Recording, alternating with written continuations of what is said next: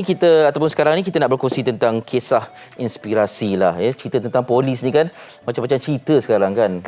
Bagaimana macam okeylah kalau macam tadi kita kabarkan di awal siaran kan macam apa kadang-kadang ada situasi ataupun isu yang berlaku laju sahaja tangan masyarakat netizen ni kan menulis benda yang perkara yang tidak elok lah, menyuarakan pendapat masing-masing dan sebagainya. Tapi kita harus menghormati mereka menjalankan tugas mereka kan. Jadi untuk itu kami nak tampilkan dua generasi PDRM ini. Satulah mak dan ayah, bukan ayah seorang tau, mak sekali. Mak, ayah dan anak. Anaknya. Ya, kita tampilkan ketiga-tiga terus Satu di skrin ni. Satu keluarga ni. Hello, Assalamualaikum. Waalaikumsalam warahmatullahi. Ya, yang pertama ialah Ahmad Nur Alif, Ahmad Taufik yang berpakaian seragam tu pastinya. Apa khabar? Ya, saya. Kawan baik. Ya, dan di skrin sebelahnya Marsila. Ada juga, saya pasti itu ibunya iaitu Puan Ruhaizat Siddiq. Dan kita juga ada bapa iaitu Encik Ahmad Taufik Adnan. Assalamualaikum. Waalaikumsalam. Selamat pagi. Kedua-duanya adalah pesara polis.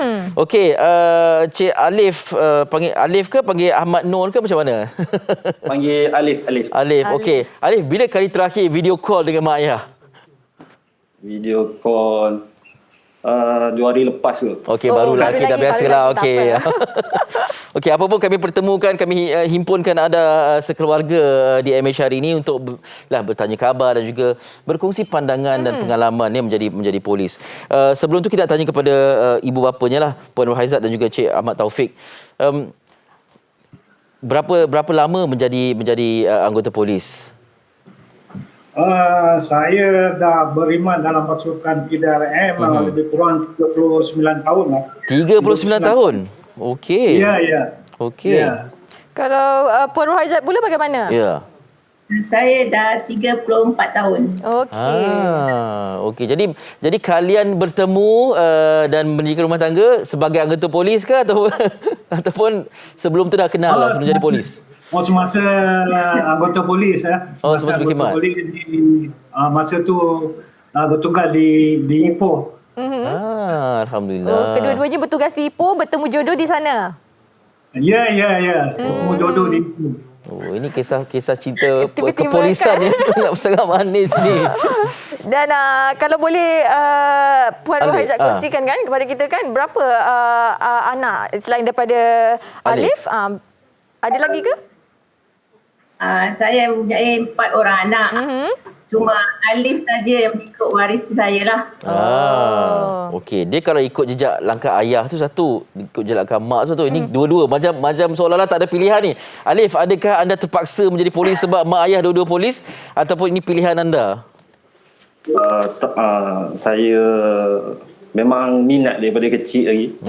Sebab saya jadikan kedua ibu bapa saya sebagai inspirasi lah. Alhamdulillah. Memang bukan dipaksa ke apa. Sebab masa saya minta polis dulu pun memang parents saya tak tahu saya curi-curi minta. Oh, ya ke? Okey. Ya. Macam mana boleh betul-betul ni betul-betul minat ni sampai curi-curi minta kan? Kenapa curi-curi minta? Sebab ayah tak bagi kan? Mak ayah tak bagi ke apa? Jangan aja polis. Sebab mungkin dia rasa pandangan serong masyarakat lah pada masa tu kan. Polis ni macam ni. Lepas tu dia tahu skop tugas polis tu dengan tekanan dia macam mana kan. Sebab tu dia tak suggestkan manalah untuk saya masuk polis ni. Okey, maknanya inspirasi tu secara diam-diam sajalah. Baik. Cara diam-diam. Ya. Okey, tapi akhirnya menjadi berkhidmat sebagai polis juga. Okey, Puan Ruhaizat dan juga Cik Taufik, kenapa tidak memberi galakan untuk anak menjadi, sebablah ni salah seorang daripada 4 orang kan? 4 orang. Adakah memang tak mahu anak menjadi berkhidmat dalam PDRM? Bukan apa, saya memang suruh dia belajar. Tapi dengan tiba-tiba dia pergi interview tanpa pengetahuan saya. Okey.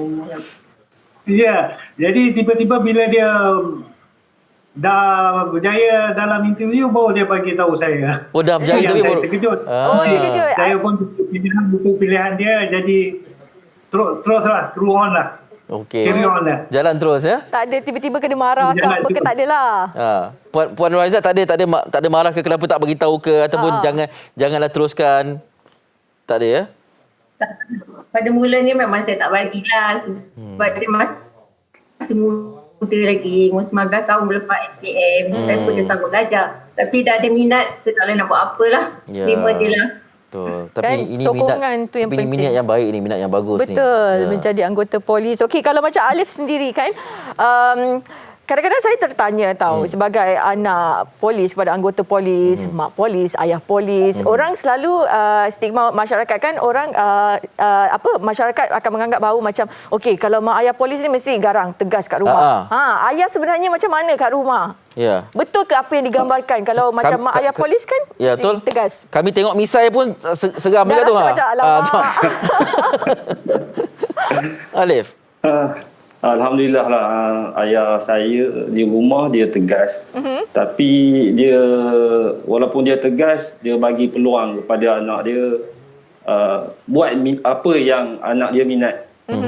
Macam tu. Okey. Lagipun kami daripada kecil ni, sebagai seorang anak polis ni, dah diajar untuk berdikari lah. Sebab mak bapak kan kerja shift apa semua kan. Ya. Jadi kita pandai-pandai bawa diri.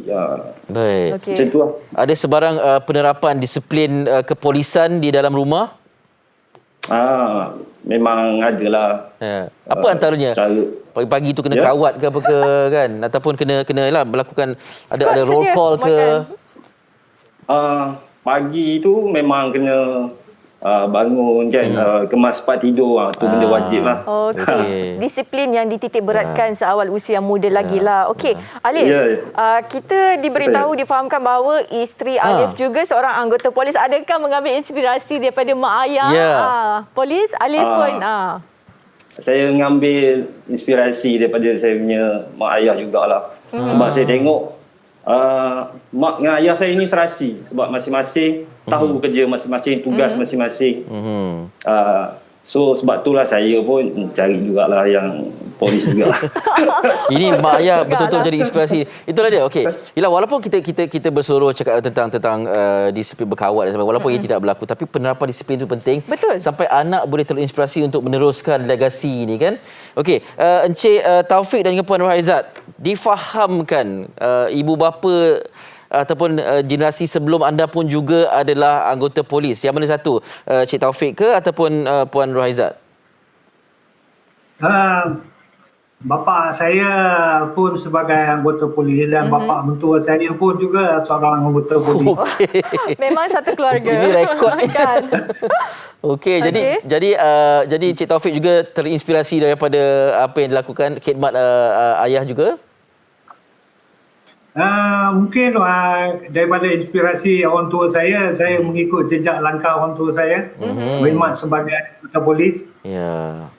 Ini menarik ni kalau kisah Menarik ni. daripada datuk ke bapa, bapa ke anak, mungkin anak ke cucu. Ya, boleh jadi. Ini kalau Alif dan isteri dia pun polis, mungkin akan diturunkan juga.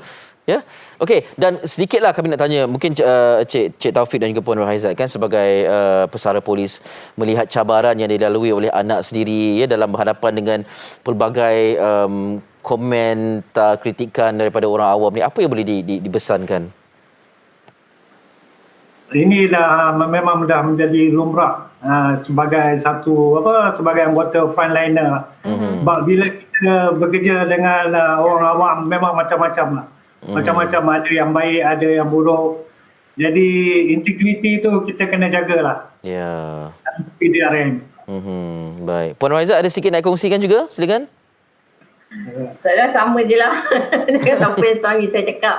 Ya, yalah, ini pastinya senada lah, integriti itu paling Betul, penting kan. integriti yang paling utama sekali kan. Ya, okey. Alif, ada apa yang kalau boleh dapat dipesankan kepada rakyat Malaysia sedang menonton ini, yang yalah macam Masila kata kadang-kadang ringan dia jangan jari itu kan, nak melontarkan kritikan dan sebagainya. Apa yang boleh dipesankan kepada mereka? Okey, pertama sekali saya nak pesan kepada semua sahabat-sahabat saya di dalam pasukan. Saya masih ingat lagi kata-kata bapa saya sebelum saya melangkah pergi ke pusat latihan polis dulu. Dia cakap, "Alik, kau ingat kita ni bila jadi polis, satu kaki di luar penjara, satu kaki di dalam penjara. Okey. Maksudnya sekiranya ada tomahan ke, ada apa-apalah yang tidak baik orang nak kenakan ke atas kita, kita mudah untuk ke sana lah. Maksud saya senang untuk ke penjara. Jadi ini pangkalnya iman kita, integriti kita, kita kerja lillahi ta'ala.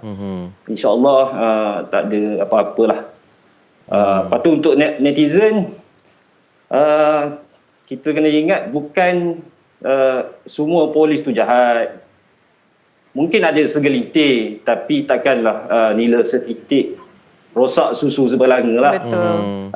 Macam tu. Ya. Itu saja. Kan? Ya, jadi Kira itu pesanan yang cukup ringkas tapi padatlah kepada Ya. masyarakat di Yang luar mana sana. menjalankan tugas dengan baik itu kita hargai sebaik-baiknya kan. Apapun terima kasih banyak-banyak atas perkongsian pengalaman masing-masing.